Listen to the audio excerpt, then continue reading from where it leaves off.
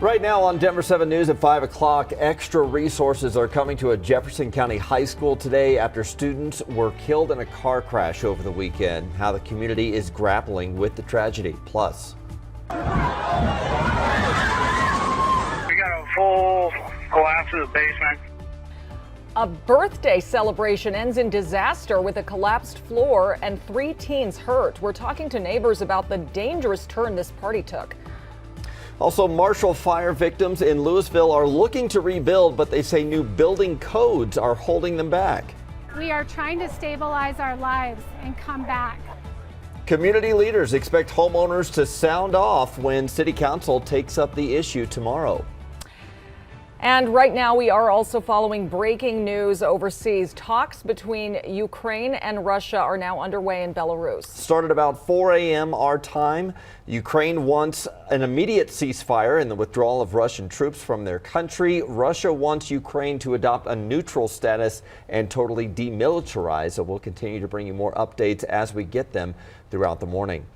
Meanwhile, thanks for joining us on this Monday. I'm Brian Sanders. I'm Nicole Brady. Welcome back to the work week. We are getting a taste of spring, though, on this last day of February. Katie LaSalle joins us. And Katie, wow, what a difference this week from last week.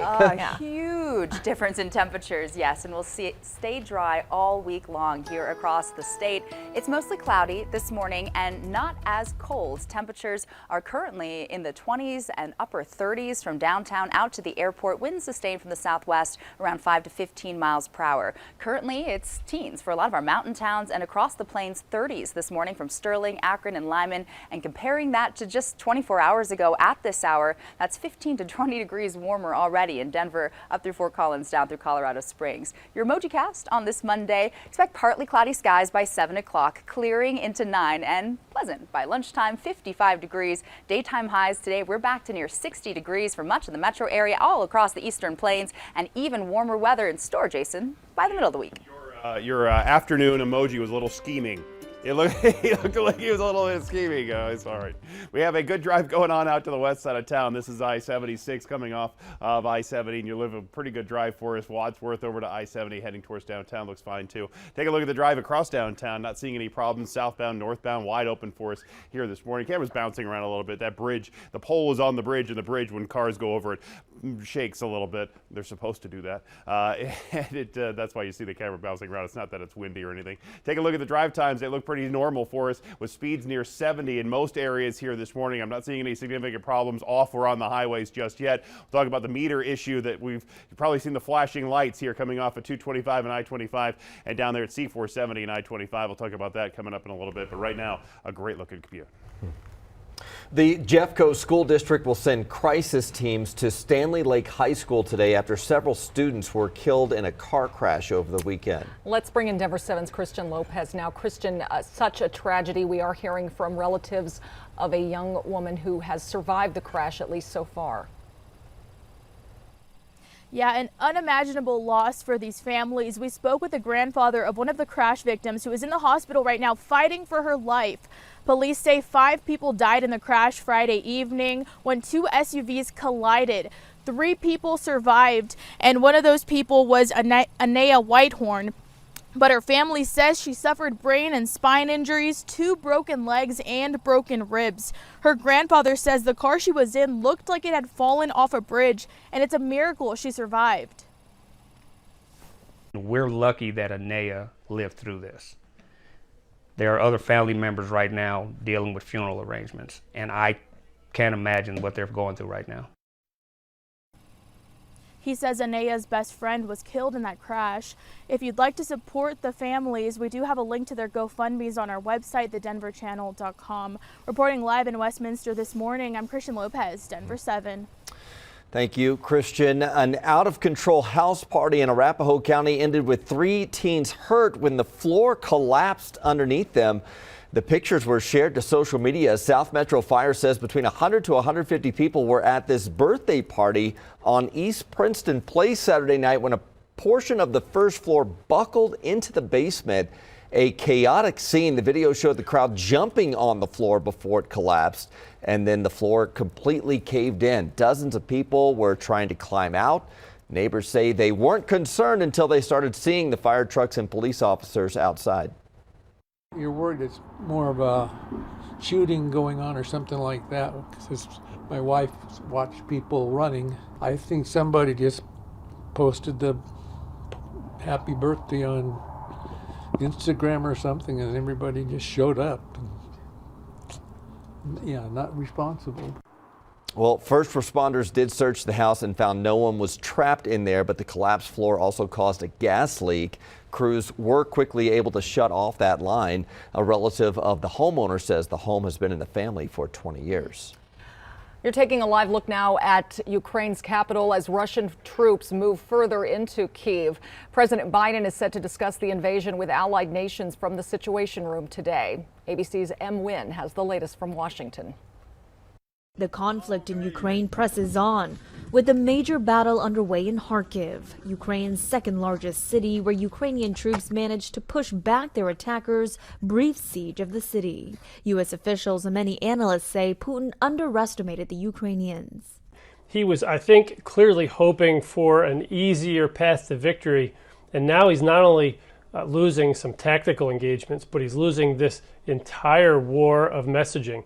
The White House calling out Putin's latest move after he ordered his nuclear deterrent forces on high alert in response to what he called aggressive statements from NATO countries. This is really a pattern that we've seen from President Putin through the course of this conflict, which is manufacturing threats that don't exist in order to justify further aggression. President Biden and allies working over the weekend to banish big Russian banks from the main global payment system, SWIFT, a move meant to isolate and cripple Russia's economy.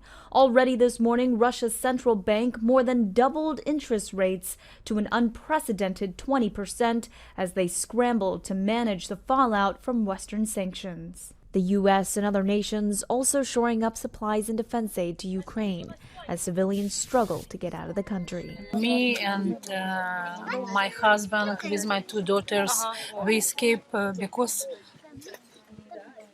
because I'm very dangerous for my family, and I'm very sorry for happening. And that was M. Wynn reporting. The United Nations says more than 500,000 people have fled Ukraine. It's the largest displacement of people in such a short time in Europe since World War II. Well, today will be the first day students in Denver public schools will not have to wear a mask. The district ended its mask mandate because of declining COVID cases and Denver's high vaccination rate. DPS is one of the last in the metro to get rid of their mandate, but officials said it could come back if cases rise again. Also, Douglas County's new public health director starts today. Michael Hill is a senior executive with nearly 30 years of local public health agency expertise. He led programs in California, Texas, Florida, and Illinois. Tomorrow, Louisville City Council will consider suspending new building codes after backlash from people whose homes burned down in the Marshall fire. The new codes went into effect in November, just a month before the fire struck. The changes include requiring homes to have Energy Star appliances, solar panels or credits, and vehicle charging stations in the garage. Residents say these requirements will add anywhere from $20,000 up to $100,000 to their rebuilding costs. A concert tonight to help Marshall fire victims will be full of recognizable performers, including Dave Matthews, One Republic, and Nathaniel Rateliff. They're just a few of the artists taking part in the live streaming show. We're excited to help out with this issue. A lot of these homes that were destroyed are middle-class families that are underinsured. And so we really want to hopefully keep people located where they are and keep them from having to relocate. Tickets are just $10 each, but larger donations are welcome. The live stream starts at 7 tonight. It will be available for 24 hours after that. Katie. That'll be so nice to watch. Also, what's nice is our weather this week. We are back to well above freezing. Big change from last week. By 9 o'clock, skies will clear. It's partly cloudy right now, 32 by 7, and daytime highs, we are back to near 60 degrees. You can see those skies clearing through the afternoon hours, and upper 50s, low 60s today, and even warmer for the next few. And the drive is fantastic right now. I'm not seeing any significant problems, crashes, stalls, other issues, no travel time delays, and a nice easy commute here down through the Denver Tech Center, northbound, southbound I-25, right over by the Park Meadows complex, and a fantastic drive down across the south side. We'll take a look at the north side. some of those drive times out west as well, coming up in just a minute. To take a stand against Russia, some states are taking vodka off liquor store shelves. Other people are just dumping it down the drain, while experts say it won't make much of an impact. Plus, one day I was alive and then I was gone. As close to death as he could be, but a Colorado man survived a heart attack, and now he has a warning we all need to hear as we wrap up American Heart Month.